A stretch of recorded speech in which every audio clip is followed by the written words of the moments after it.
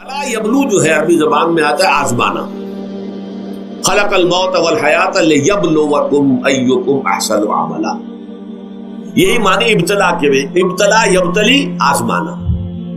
ابلا یبلی جو آتا ہے باب افعال سے، اس میں آتا ہے کسی کو کسی تکلیف میں ڈال کر اس کو نکھارنا، کہ اس کا جوہر نکھر جائے، اس کے اندر جو خیر ہے وہ اور چمک جائے، لوگوں کو بھی معلوم ہو جائے کہ یہ شخص اس مقام کا اہل ہے، اس کے اندر یہ صلاحیت ہے، اس میں یہ قوت موجود ہے.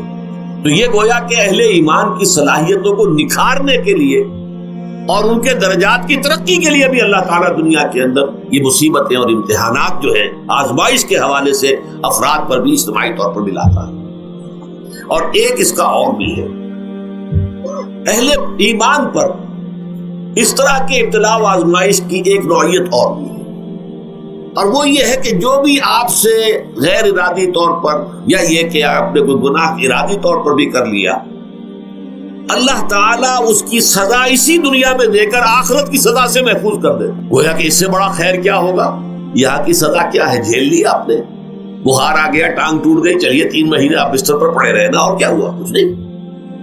لیکن یہ کہ آخرت کی سزا ملتی ہے، بہت عظیم ہے.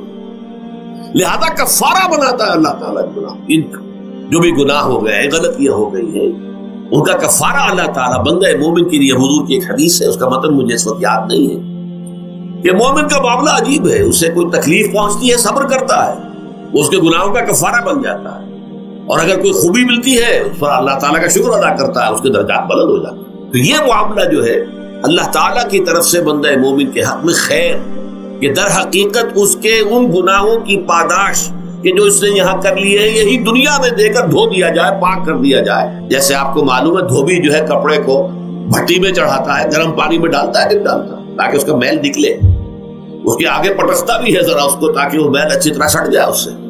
اسی طرح اگر دنیا میں ہمارے میل چھٹ جائیں، دنیا میں اگر ہمارے گناہ دھل جائیں، تو یہ بڑے نفع کا سودا ہے، بڑے نفع کا سودا ہے، بڑے نفع کا سودا ہے. اس اعتبار سے آپ غور کیجئے کہ اگر یہ حقائق ہمارے سامنے رہے تو کیا کوئی تکلیف دنیا کی ہمیں بھاری محسوس ہوگی؟ ہمیں تو بتایا یہ گیا ہے کہ عسیٰ ان تکرہوا شیئا وہو خیر لکم وعسیٰ ان تحبوا شیئا وہو شر لکم واللہ یعلم وانتم لا تعلمون. ہو سکتا ہے کہ تم کسی چیز کو ناپسند کرو، ذرا آنے کہ اسی میں تمہارے لیے خیر ہے، تمہیں نہیں پتا. اور ہو سکتا ہے تم کسی چیز کو پسند کرو، ذرا آنے کہ اس میں تمہارا شر ہے، لیکن تمہیں نہیں معلوم. اللہ یعلم وانتم لا تعلمون، اللہ جانتا ہے تم نہیں جانتے. اس حوالے سے سبردم بتو مایا خیش را خدانی حساب کم و بیش را. اے اللہ، اس کو کہتے ہیں تفویض. یہ سورہ تغابن کے 10 میں یہ تمام مضامین تفصیل سے آتے ہیں کہ ایمان کے جو باطنی ثمرات ہیں اس میں سب سے پہلے مقام رضا ہے، پھر تفویض، توکل ہے. آپ محنت کر رہے ہیں، محنت کر رہے ہیں، محنت کر رہے ہیں، نتیجہ نہیں نکلا. ایک نتیجہ یہ نکلے، ایک بچے نے بہت محنت کی، دن رات کام کیا، فیل ہو گیا امتحان. اب صدمے سے کمر ٹوٹ سکتی ہے اس کی، لیکن نہیں، ہو سکتا ہے کہ اللہ تعالیٰ نے اسی میں میرے لیے خیر رکھی. اس لیے کہ ہماری محنت سے کچھ نہیں ہوگا، ہمارے مادی وسائل سے کچھ نہیں ہوگا، ہوگا اللہ کے اذن سے، اللہ کی مرضی سے، اللہ کی مشیت سے. یہ ہمارے لیے خاص طور پر اس اعتبار سے بہت اہم نکتہ ہے. ہم سب راہ حق کے مسافر ہیں، اپنے اپنے بس پڑتے محنت کر رہے ہیں، وقت بھی صرف کر رہے ہیں، مال بھی صرف کر رہے ہیں، محنت کر رہے ہیں، مشقت کر رہے ہیں. لیکن فرض کیجئے جیسا کہ ہے، پھر واقع فرض کیا کیجئے، وہ تو واقع سامنے کی بات ہے، نتائج نکلتے نظر نہیں آ رہے، قدم نہیں بڑھ رہے، ہماری طرف لوگوں کا رجوع عام نہیں ہے. ٹھیک ہے، اس پر قطعاً بدل ہونے کی بات نہیں. یہ اللہ تعالیٰ کی مشیت میں ہوگا، جب وہ چاہے گا تب ہوگا. ہمارا کام یہ کہ اپنا فرض ادا کیے چلے جائیں بس، اور نتیجے سے بالکل ذہن کو اپنے منقطع کر لیں، ذہن کا کوئی تعلق آپ کے نتیجے کے ساتھ نہ رہے.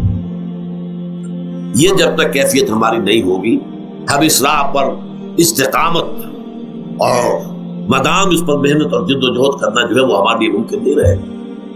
اس کے لیے میں اگر آپ کے سامنے رکھوں معاملہ کہ حضور صلی اللہ علیہ وسلم کے جو پہلے 10 برس ہیں، جب سے آپ کو آغاز ہوا ہے وحی کا،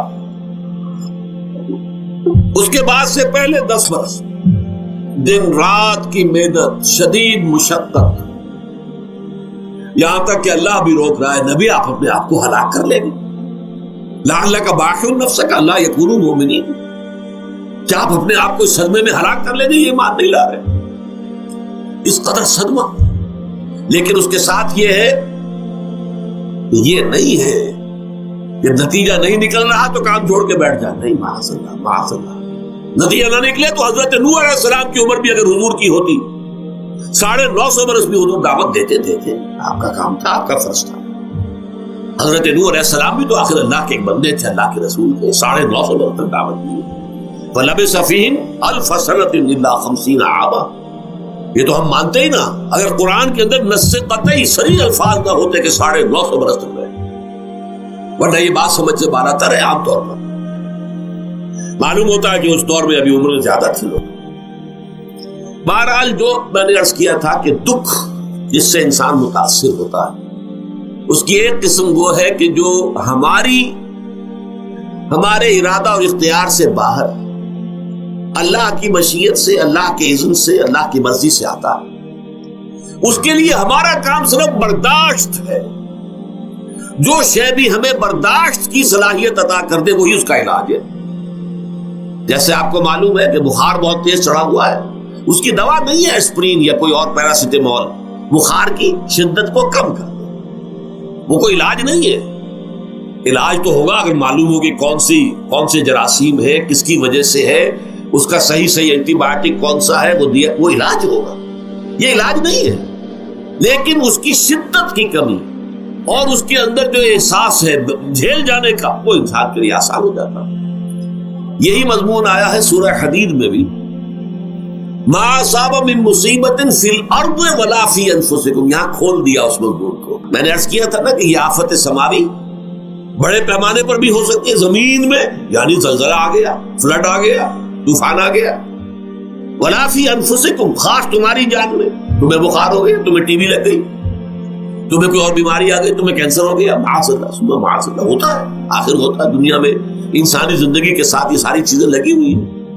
لیکن یہ چیزیں ما اصاب من مصیبت فی الارض ولا فی انفسکم، نہیں پڑتی تم پر کوئی پڑنے والی کوئی مصیبت، کوئی تکلیف، نہ پوری زمین میں بڑے پیمانے پر، نہ تمہاری جانوں میں انفرادی سطح پر، الا فی کتاب من قبل ان نبرأھا، مگر یہ کہ وہ تو ایک کتاب میں، کتاب اللہ کے علم کی کتاب، ام الکتاب، اس میں پہلے سے درج موجود ہے۔ یہ الٹ اپ نہیں ہو گیا، یہ اچانک نہیں ہو گیا۔ آپ اچانک سمجھتے ہیں کہ صاحب میں تو جا رہا تھا، اچانک ٹرک نے آ کے مجھے دھکا مار دیا۔ اچانک کوئی شے یہاں نہیں ہوتی، اس کائنات میں پتہ تک نہیں ہلتا جب تک کہ اس نے رب نہ ہو۔ اچانک کا کیا سوال؟ در حقیقت جو ہوتا ہے وہ اللہ تعالیٰ کے علم میں پہلے سے ہے، علم میں کامل، ما کان وما یکون، جو کچھ ہوا جو کچھ ہوگا، مستقبل، ماضی، کل کا کل، آنے واحد میں اللہ کے علم میں موجود ہے۔ لہذا یہاں اچانک کچھ نہیں ہوتا، جو بھی آیا ہے اللہ کے علم سے آیا، اور یہ پہلے سے اللہ کے علم کے اندر موجود تھا، لکھا ہوا تھا، الا فی کتاب من قبل ان نبرأھا ان ذلک علی اللہ یسیر۔ یہ تمہیں تو مشکل نظر آئے گا لیکن اللہ پر بڑا آسان ہے، اللہ کا علم کامل، ما کانا ما یکون کو حاوی ہے۔ لِکَیْ لَا تَأْسَوْا عَلَىٰ مَا فَاتَکُم، تاکہ تم افسوس نہ کیا کرو ان چیزوں پر جو تم سے چھوٹ جائیں، جاتی رہے، چھن جائیں۔ کوئی موقع تھا ہاتھ سے نکل گیا، کوئی دولت تھی اس پر ڈاکہ پڑ گیا، کوئی اور مصیبت ہے وہ آ گئی، کوئی عزیز فوت ہو گیا، اکلوتا بیٹا تھا فوت ہو گیا، وغیرہ وغیرہ۔ ما فاتکم، فات سے ہی فوتیدگی ہے نا، جو شے بھی نکل جائے، چلی جائے، ہاتھ سے جاتی رہے، چاہے وہ کوئی آپ کا عزیز تھا جو فوت ہو گیا تو آپ کے ہاتھ سے نکل گیا، یا کوئی مال تھا جو آپ کے قبضے سے نکل گیا، ڈاکہ پڑ گیا، چوری ہو گئی، نقصان ہو گیا کاروبار میں بہت بڑا، اس پر افسوس نہ کیا کرو۔ اگر افسوس کرو گے تو اس کا مطلب کیا ہوگا کہ تمہیں اللہ پر اعتماد نہیں ہے، یا تم سمجھتے ہو کہ اللہ کے سوا بھی کوئی ہے جو یہ کام کر سکتا۔ کائنات میں تو ایک ہی کی مرضی چلتی ہے، وہ ہے اللہ۔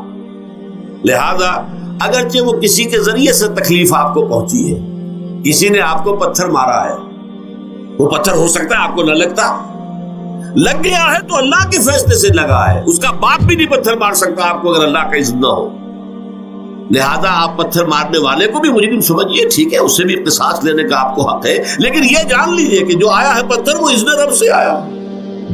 اب ظاہر بات ہے کہ اگر یہ کیفیت ہوگی تو غصہ اتنا نہیں ہوگا اس شخص پر کہ جس نے یہ کام کیا ہے، بلکہ ہو سکتا ہے آدمی مسکرا کے رہ جائے، جیسے کہ وہ میں واقعہ سناتا رہا ہوں اپنے دروس میں کہ ایک درویش میرے ساتھ بھی جا رہا تھا، جو رب کرے سو ہو، جو رب کرے سو ہو، جو رب کرے سو ہو، کسی شخص نے پتھر اٹھا کر دے مارا، اس کے سر پہ لگ گیا کہ اس نے پیچھے پلٹ کر دیکھا کس نے مارا، اس نے کہا مجھے کیا دیکھتے ہو، جو رب کرے سو ہو، یہ تو رب کے مارے سے۔ اس نے کہا مجھے تو یہ پتھر رب کے مارے ہی لگا ہے، لیکن میں دیکھ یہ رہا تھا بیچ میں کس کا منہ کالا ہو گیا، اپنے لیے کس نے ایک گناہ کما لیا، اپنے لیے کس نے ایک مصیبت جو ہے وہ مول لے لی، وہ بیچ میں تم آ گئے ہو، پتھر اللہ کی طرف سے آیا ہے، لیکن اس کا عذاب، اس کا وبال تم پر آ جائے۔